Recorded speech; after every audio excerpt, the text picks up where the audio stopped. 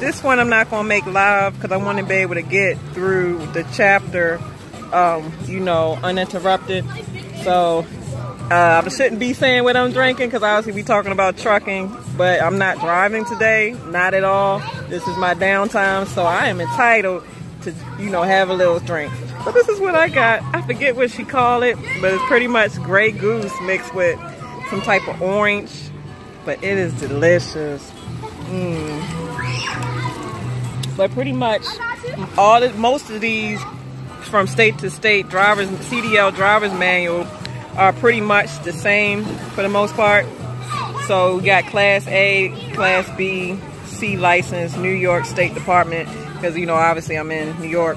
So I would like to cover this page too before we start. And it's pretty much, you know, truckers against trafficking. You know, if you see a young girl walking around truck stops and you know she shouldn't be there, by all means, you know, call this number right here. Make the call and save the lives. Everyday heroes are needed. Every day new victims of human trafficking are forcing the sex trade as the eye and ears on the nation's highway. Truck drivers are in a unique position to make a difference and save lives. Learn more and become a certified trucker against trafficking. www.truckersagainsttrafficking.org.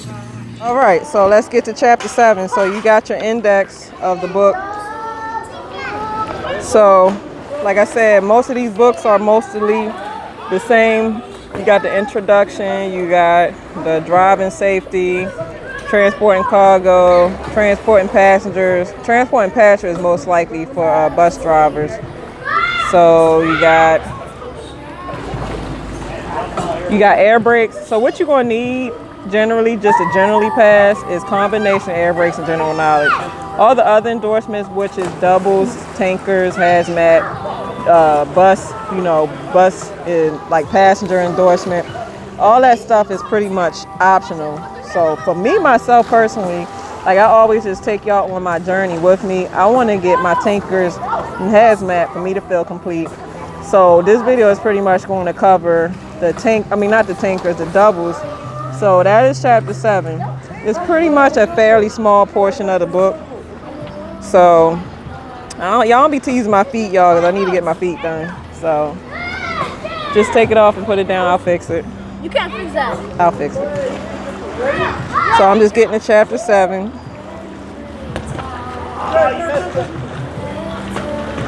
All right, almost to chapter 7. There we go. All right. Okay, so this section covers pulling doubles, triple trailers, coupling and uncoupling, inspecting doubles and triples, double, triple air brakes. This section has information you need to pass the CDL knowledge test for driving safely with double and triple trailers. It tells about how important it is to be very careful when driving more than one trailer, how to couple and uncouple correctly, and about inspecting doubles and triples carefully. You should always study section 2, 5, and 6. You must have both a Class A commercial driver's license and double triple endorsement for driving a set of doubles or triples. Pulling double triple trailers. Take special care when pulling 2 and 3 trailers. There are more things that can go wrong. And doubles, triples are less stable than other commercial vehicles. Some areas of concern are discussed below. Oh, I got another ball. Prevent trailer from rolling over. To prevent trailers from rolling over, you must steer gently and go slowly around corners, on ramps, off ramps, and curves.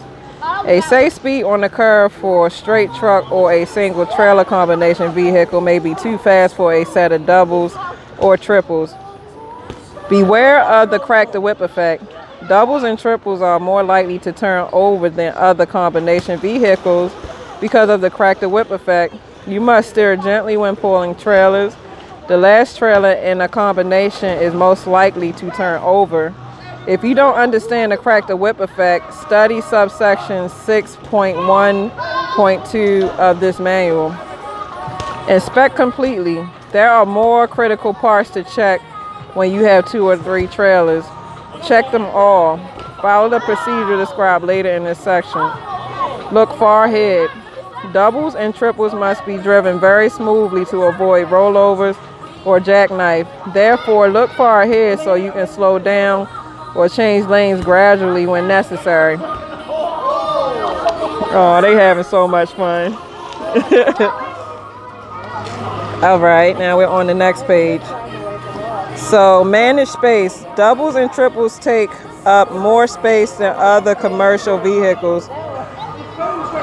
They are not only longer but also need more space because they can't be turned or stopped suddenly. Allow more following distance. Make sure you have large enough gaps before entering or crossing traffic. Be certain you are clear at the sides before changing lanes. Adverse conditions. Be more careful in adverse conditions and bad weather, slippery conditions, and mounting driving. You must be especially careful if you drive doubles and triple bottoms. You will have greater length and more dead axles to pull with your drive axles than other drivers. There is more chance for skids and loss of traction.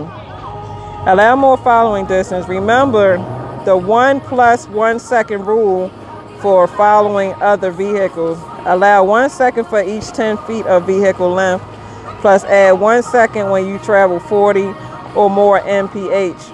A 100-foot long combination vehicle traveling at 35 miles per hour would need 10 seconds of following distance. At 45 miles per hour, the same vehicle would need 11 seconds. Use special care in bad weather conditions. Because of greater length and extra dead axles pulled by the drive wheels, doubles and triples may skid and lose traction easily on slippery roads. Allow much more space than you need for ideal driving conditions. Do not use the engine brake or speed retarder on slippery roads. Their use can cause your vehicle to lose traction. Remember the one rule that is important to all skids. Restore traction to the tire. Watching for jackknife. If your tractor drive wheels or your trailer wheels lose traction, your vehicle may jackknife. When a set of trailer wheels goes into a skid, you may have trailer jackknife. You must then restore traction to your tires. Review section 2.19 if you do not remember now how to control and recover your skid. Take care when changing lanes. Besides steering gently, you must watch your mirrors closely when changing lanes. Check the mirror after signaling the lane change, after starting the lane change, and while completing the lane change. Don't change lanes near off-ramps, or intersections.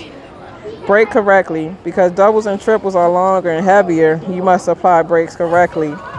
On long downhill, remember to go slowly enough that fairly light use of the brakes will keep your speed from increasing.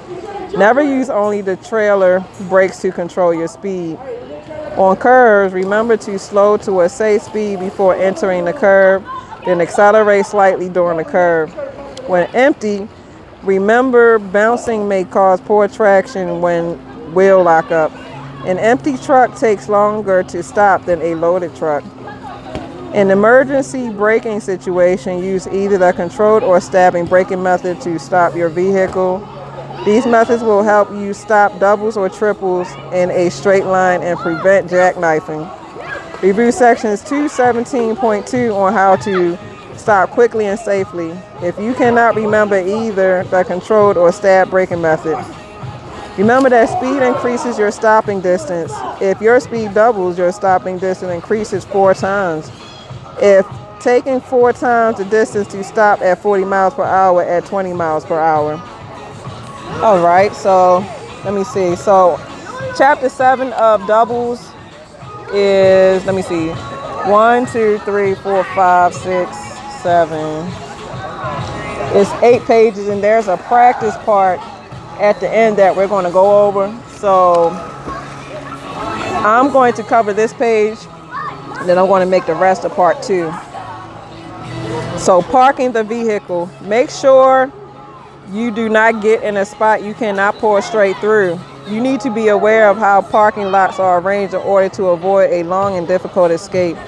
Anti-lock braking systems or converted dollies. Converted dollies built on or after March 1st, 1998 are required to have anti-lock brakes. These dollies will have a yellow lamp on the left side of the dolly. Coupling and uncoupling. Knowing how to couple and uncouple correctly is basic to safe operations of doubles and triples. Wrong coupling and uncoupling can be very dangerous. Coupling and uncoupling steps for doubles and triples are listed below. Coupling twins. Secure second rear trailer. If the second trailer doesn't have spring brakes, drive the tractor close to the trailer, connect the emergency line, charge the trailer air tank, and disconnect the emergency line. This will set the trailer emergency brake if the stack adjusters are correctly adjusted. Chalk the wheels if you have any doubt about the brakes. Caution. For the safest handling on the road, the more heavily loaded semi-trailer should be in first position behind the tractor. The lighter trailer should be in the rear. A converter gear on a dolly is a coupling vise of 1 or 2 axles and a fifth wheel by which a semi-trailer can be coupled to the rear of the tractor-trailer combination, forming a double bottom rig. See figure 7.1. This is the picture.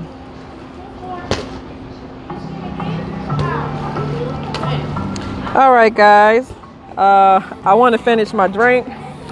So we definitely going to make a part 2. So like I said before, I'll be getting back with y'all. I don't want this video to go too long. So holla at y'all in a little bit. Deuces.